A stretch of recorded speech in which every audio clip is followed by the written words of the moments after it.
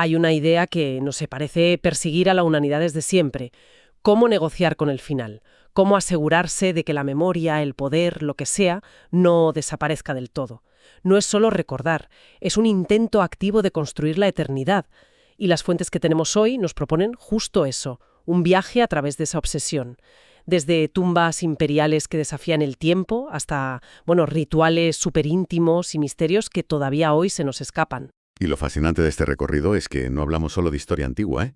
Cada uno de estos ejemplos es, en el fondo, un espejo. Un espejo de cómo una cultura se enfrenta a su propia mortalidad. Los materiales que manejamos hoy, que van desde debates en foros de Internet, análisis arqueológicos de vanguardia, nos van a permitir conectar la ingeniería casi inconcebible de estos mausoleos con la tecnología punta que intenta desvelarlos. Es una conversación constante entre el pasado y el futuro. Exacto. La misión es esa. Ver qué nos cuentan estos espacios sobre el poder, la fe, el control social. Y vamos a empezar con una historia que, sinceramente, me parece una de las pruebas de lealtad más extraordinarias que existen. Una promesa que ha durado más de 700 años para proteger la tumba de un conquistador. A ver, vamos a desgranar esto. Hablamos de la tumba de Gengis Khan. Su última voluntad no fue un monumento que todo el mundo pudiera ver. Fue todo lo contrario, el secreto absoluto. Esto nos sitúa en Mongolia, en el monte sagrado de Burkhan Khaldun. Según las crónicas, una de sus últimas órdenes fue que su lugar de descanso final se mantuviera oculto, para siempre.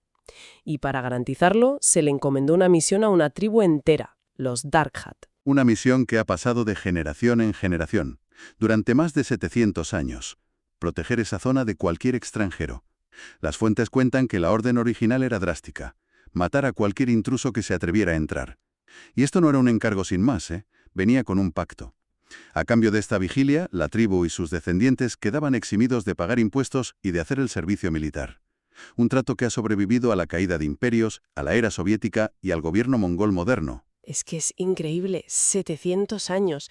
Para entender por qué esta promesa sigue vigente, supongo que hay que entender quién es Gengis Khan para Mongolia. No es solo un personaje de los libros de historia. Para nada, es el padre fundador de la nación. Es como si, no sé, en la cultura estadounidense mezcláramos en una sola figura a George Washington y a Abraham Lincoln. Y a eso le añadiéramos que además forjó el imperio terrestre contiguo más grande de la historia. Por eso, como se ve en los debates online que hemos revisado, una gran parte del pueblo mongol no quiere que se encuentre su tumba. Lo consideran una falta de respeto a su voluntad. La curiosidad arqueológica, para ellos, está en un segundo plano. O sea, que el verdadero monumento no es la tumba, es el cumplimiento de la promesa. La zona es ahora Patrimonio de la Humanidad de la UNESCO y, aunque la orden de matar ya no está vigente, claro, la protección sigue ahí. Pero, ¿es este un caso único en la historia? ¿Una lealtad tan longeva parece casi de leyenda? Pues fíjate que no, y aquí es donde la historia se pone todavía más interesante. Las fuentes mencionan un paralelismo fascinante. Los descendientes de los soldados bizantinos que el emperador Justiniano envió en el siglo VI para proteger el monasterio de Santa Catalina, en el desierto del Sinaí, en Egipto. Un momento, ¿me estás diciendo que hay otro grupo que ha mantenido una promesa similar durante casi 1500 años? Eso va más allá de un simple pacto. Habla de cómo una misión puede convertirse en la identidad de toda una comunidad, ¿no? Has dado en la clave. La misión original se transforma en su mito fundacional, en su razón de ser, ya sea proteger la tumba de un emperador o un monasterio cristiano en territorio musulmán. Aunque estos guardianes del Sinaí se han arabizado con el tiempo, todavía hoy mantienen la memoria de su propósito original y un vínculo de protección con el monasterio. Nos enseña que la lealtad puede ser una herencia tan poderosa como la sangre o la tierra. Es alucinante esa idea de hacer del secreto el mayor monumento. Pero en el otro extremo del espectro tenemos culturas que hicieron exactamente lo contrario. No querían esconder nada, sino construir algo tan monumental que nadie pudiera ignorarlo, ni en vida ni en muerte. Y el ejemplo por antonomasia es el del primer emperador de China, Qin Shi Huang. Claro, aquí el mensaje es totalmente opuesto. No es «no me encontraréis», es «nunca me olvidaréis».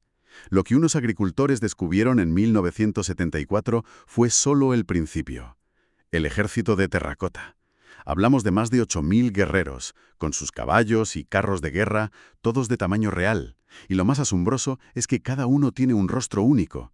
Se cree que fueron modelados a partir de soldados reales del ejército del emperador. Y no están colocados al azar, ¿verdad? La disposición es puramente estratégica, como si estuvieran listos para la batalla. Completamente. Están en varios fosos que representan distintas unidades militares. El foso principal es la infantería, la fuerza de choque. Otro foso contiene la caballería y los arqueros, las unidades móviles. Y un tercero, más pequeño, es claramente el centro de mando, con los oficiales de alto rango. Es un ejército inmóvil, listo para proteger al emperador en la otra vida. Pero si esto es solo la guarnición, el hallazgo arqueológico más importante del siglo XX, ¿por qué demonios no se ha excavado todavía la tumba principal, el túmulo donde se supone que está el emperador? Parece una locura dejar el premio gordo sin tocar. Es que hay un miedo muy real, y se basa en dos cosas que validan las crónicas antiguas. La primera es puramente científica. El historiador Sima Qian escribió hace 2000 años que la tumba contenía ríos y mares de mercurio, que imitaban la geografía de China y fluían mecánicamente. Durante mucho tiempo se pensó que era una fantasía, pero los análisis del suelo alrededor del túmulo muestran concentraciones de mercurio 100 veces superiores a lo normal. Nadie quiere entrar ahí sin un plan perfecto para no dañar los artefactos y, sobre todo, para no envenenarse. Vale, el mercurio es una razón de peso. ¿Y la segunda? La segunda suena a película de aventuras, pero hay que tomarla en serio. Esos mismos textos antiguos hablan de trampas, de ballestas automáticas preparadas para disparar a cualquiera que intente entrar. Y aunque es fácil descartarlo, los artesanos de la dinastía Qin tenían una sofisticación técnica increíble. Crearon armas con una precisión asombrosa. Los arqueólogos simplemente no se atreven a arriesgarse. Entendido. De la ambición de un emperador por controlar el más allá, damos un giro completo, porque las fuentes nos presentan ahora un monumento que, a primera vista, es, bueno, increíblemente macabro. Hablamos del Hueyzón Pantli de los mexicas en Tenochtitlan, y confieso que la primera vez que leí la descripción me costó entenderlo. Es una reacción natural porque choca frontalmente con nuestra concepción de la muerte. No es una tumba, es un edificio público. Imagina una plataforma rectangular sobre la que se levantaba una empalizada de postes de madera. En esos postes se ensartaban, a través de las sienes, los cráneos de los sacrificados. Y en los extremos de la plataforma había dos torres circulares construidas con miles de cráneos más, unidos con argamasa. La imagen es brutal. Pero las fuentes insisten mucho en que el significado no es el que parece. No era un simple expositor de trofeos de guerra, ni un culto a la muerte. Exacto. Y ese es el punto crucial para entender la cosmovisión mexica. Lo llamaban un templo de vida. Para ellos, el universo era un sistema que necesitaba ser alimentado. Los dioses se habían sacrificado para crear el sol y el mundo, y los humanos, a cambio, debían ofrecerles lo más preciado: la energía vital contenida en la sangre y el corazón. El sacrificio no era un acto de crueldad, sino de reciprocidad cósmica. La muerte de unos pocos garantizaba la vida de todos. Y la arqueología moderna ha confirmado la existencia de esta estructura. Sí, en el corazón de la actual Ciudad de México. Las excavaciones han encontrado la esquina noreste de la plataforma y una de las torres de cráneos. El análisis de una muestra de casi 200 de esos cráneos ha sido revelador. Se encontraron, como se esperaba, hombres jóvenes, probablemente guerreros capturados, pero también aparecieron cráneos de mujeres e incluso de niños, lo que complica la interpretación tradicional y nos obliga a pensar en significados rituales mucho más complejos. Es un recordatorio de que no podemos juzgar el pasado con nuestros valores de hoy. De acuerdo. Cambiemos ahora la escala. De los grandes imperios a los individuos. ¿Qué nos revelan los rituales más personales?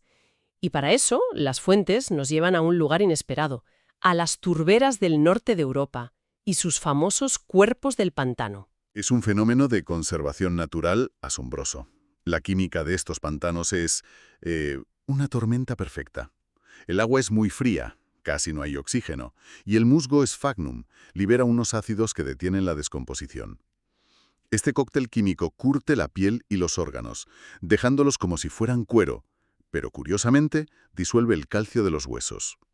Y el resultado son estos cuerpos increíblemente conservados como el hombre de Tollund, hallado en Dinamarca. La imagen de su rostro es inolvidable. Totalmente. Tiene unos 2.300 años de antigüedad, pero se pueden ver sus arrugas, la barba de un día, y tiene una expresión de serenidad casi desconcertante. Y lo más impactante es que todavía conserva alrededor del cuello la soga de cuero trenzado con la que fue ahorcado. Todo apunta a que fue un sacrificio ritual. Es increíble, un detalle tan doméstico en medio de un acto tan solemne. Lo que nos queda es el rastro de su última cena. Te conecta con él de una forma brutalmente humana. Lo es. El análisis forense de su estómago es una ventana a sus últimas horas. Comió una papilla o gachas de cereales, principalmente cebada, y semillas de lino. También había restos de pescado y, lo más curioso, una gran cantidad de residuos de trilla, es decir, semillas de malas hierbas. Esto podría ser un añadido para hacer la comida más sustanciosa. Pero, dado el contexto ritual, es más probable que fuera un ingrediente especial, añadido a propósito para esa última comida. De los pantanos nos vamos al mar. Otro tipo de ritual, pero con la misma idea de un viaje al más allá. Los funerales en barco de las culturas germánicas y escandinavas.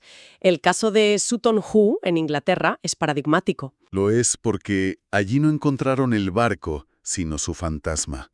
El barco, de 27 metros, fue enterrado bajo un túmulo, pero la acidez del suelo descompuso toda la madera. Lo que quedó fue la silueta perfecta de la nave, marcada en la arena por los miles de remaches de hierro que la sujetaban. Una huella del barco. Y aunque el barco desapareció, el tesoro que contenía era espectacular. Absolutamente. Se cree que perteneció al rey Redbaldo de Anglia Oriental. El ajuar incluía el icónico yelmo ceremonial, que se ha convertido en un símbolo de la época, pero también monedas y plata del Imperio Bizantino y granates de la India o Sri Lanka. Es una prueba irrefutable de las extensas redes comerciales que conectaban a esta gente con el Mediterráneo y mucho más allá. Pero en otros lugares, los barcos sí se conservaron, ¿no es así? Sí, en Noruega, en Oseberg y Gokstad, tuvimos más suerte. Allí los barcos fueron enterrados en arcilla azul, un material impermeable que los protegió. El de Oseberg es una maravilla, una nave ceremonial con unas tallas de madera exquisitas. Dentro estaban los restos de 2 mujeres, probablemente una reina y su sirvienta, y caballos sacrificados, un ajuar de lujo. El de Gokstad, en cambio, era un auténtico barco de alta mar, más robusto. Para demostrar que no era solo funerario, en 1893 se construyó una réplica exacta que navegó desde Noruega hasta Chicago. Cruzó el Atlántico, demostró su increíble navegabilidad. Vale. Aquí es donde todo converge. Tenemos misterios centenarios, tumbas selladas, ciudades cubiertas por la selva. ¿Cómo se enfrenta la arqueología moderna a todo esto? Porque ya no se trata solo de pico y pala. Para nada. Ahora tenemos herramientas que parecen de ciencia ficción. La que más ha revolucionado el campo, sobre todo en zonas de vegetación densa, es el LiDAR. Funciona con un escáner en un avión que lanza miles de millones de pulsos de láser. Al medir cómo rebotan, se crea un mapa tridimensional del terreno con una precisión increíble. Es como si pudieras eliminar digitalmente la selva para ver lo que hay debajo. Y esto ha cambiado por completo nuestra visión de civilizaciones como la maya, que pensábamos que vivían en ciudades-estado aisladas. La ha hecho saltar por los aires. Un descubrimiento clave que citan las fuentes es el de un asentamiento que han llamado Valeriana, en Campeche, México. Gracias al LiDAR, en apenas 16 kilómetros cuadrados han identificado más de 6.600 estructuras. Esto nos habla de una densidad de población masiva, con pirámides, plazas, sistemas de gestión del agua y, lo más importante, una red de calzadas elevadas, auténticas superautopistas mayas que conectaban este centro con otros. No eran ciudades aisladas, era una civilización interconectada y muy densamente poblada. Es como descubrir una megalópolis perdida. Y además del LiDAR, ¿qué otras superpotencias tienen los arqueólogos? Pues hay varias tecnologías no invasivas. El georradar, o GPR, que usa ondas de radio para detectar cosas bajo tierra, es muy común. Pero una de las más fascinantes es la tomografía de muones. Los muones son partículas subatómicas que se generan cuando los rayos cósmicos chocan con la atmósfera. Nos atraviesan constantemente. Pues bien, al colocar detectores especiales dentro o alrededor de una gran estructura, como una pirámide, se puede medir cómo la atraviesan. Las variaciones en la densidad revelan huecos o cámaras ocultas. Es literalmente usar el cosmos para hacer una radiografía de un monumento. Exacto. Y funciona. El proyecto Scan Pyramids usó esta técnica en la Gran Pirámide de Keops y confirmó la existencia de un corredor oculto que no se conocía y de un espacio vacío enorme al que han llamado el Gran Vacío, sobre la Gran Galería. Aún no sabemos qué es, pero la tecnología nos ha dicho que está ahí. Y a pesar de toda esta tecnología asombrosa, los grandes misterios, las tumbas más buscadas, siguen sin aparecer. Pienso en la de Cleopatra, por ejemplo. Es una de las grandes obsesiones de la arqueología. La arqueóloga Kathleen Martínez lleva casi 20 años buscándola en un lugar llamado Taposiris Magna. Su teoría es que Cleopatra, que se consideraba la reencarnación de la diosa Isis, habría querido ser enterrada junto a Marco Antonio en un templo dedicado a ella. Ha hecho hallazgos espectaculares, como un túnel de 1.300 metros, pero la tumba, de momento, sigue esquiva. Y luego está el Santo Grial, de las tumbas perdidas, la de Alejandro Magno. Esa es aún más compleja. Sabemos que existió. Su mausoleo en Alejandría, el Soma, fue un lugar de peregrinaje durante siglos. Emperadores romanos como César o Augusto lo visitaron. Pero en algún momento, el rastro se pierde. Terremotos, cambios en la ciudad. Hoy, sus restos podrían estar en cualquier lugar bajo la moderna y caótica Alejandría. La única esperanza probablemente sea un hallazgo accidental durante unas obras. Entonces, si miramos atrás en este viaje, hemos ido de la lealtad de la tribu Darkhath a la ambición de Qin Shi Huang, de la fe de los mexicas, que encontraban vida en el sacrificio, a la despedida serena del hombre de Tolund. Son escalas y métodos muy distintos, pero el objetivo es el mismo: negociar con el final, darle un sentido a la muerte. Así es. Y la arqueología moderna, con herramientas como el LiDAR o los muones, ya no busca solo tesoros. Lo que intenta es decodificar sistemas de creencias, redes de poder, y la relación tan profunda que la humanidad ha tenido siempre con su entorno y con la idea de trascendencia.